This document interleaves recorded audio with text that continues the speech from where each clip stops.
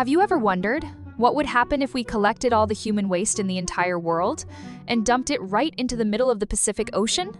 Anyone who has ever answered the call of nature in the wild knows the deal.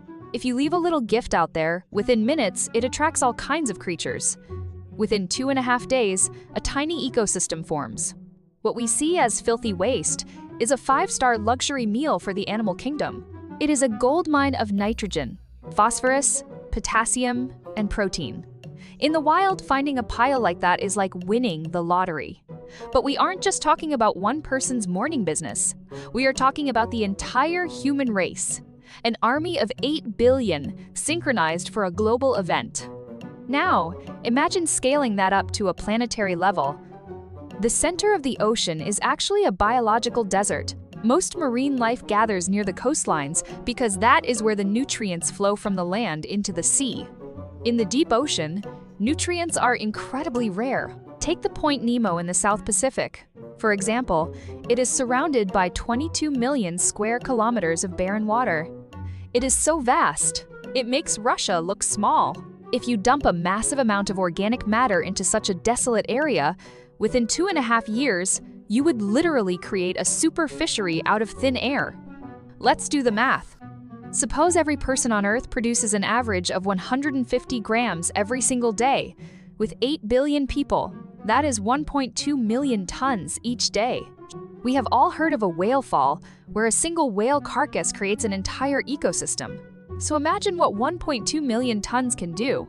In the beginning, plankton and algae would experience an explosive population. Boom. Plankton is the foundation of the food chain. When they flourish, they attract small fish and shrimp. Even the waste itself is direct food for them. Think about it. If you spit into a pond, fish will rush over to investigate. This massive amount of organic wealth would be legendary. Any fish passing by would think they had found the lost city of Atlantis. They would go back and tell their friends about this hidden paradise. Small fish and shrimp bring in the big fish before you know it. A complete and vibrant ecosystem is established. Everything looks full of life. But in the long run, this paradise wouldn't last. If you keep dumping 1.2 million tons every day, the system eventually breaks. Too much organic matter causes a massive die-off of smaller organisms.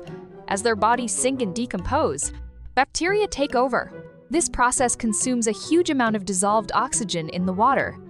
Over time, a massive hypoxic layer, or a dead zone, would form beneath the dumping site. Any marine life that needs oxygen would either flee or die. The seafloor would be covered in rotting organic matter, producing toxic hydrogen sulfide gas. In the end, only anaerobic bacteria would survive. The biodiversity would become incredibly lonely. Some people might ask, if we keep doing this, could we eventually build a new island? Look at the nation of Nauru. It started as a coral reef, and over thousands of years, bird droppings piled up until it became a 21 square kilometer island.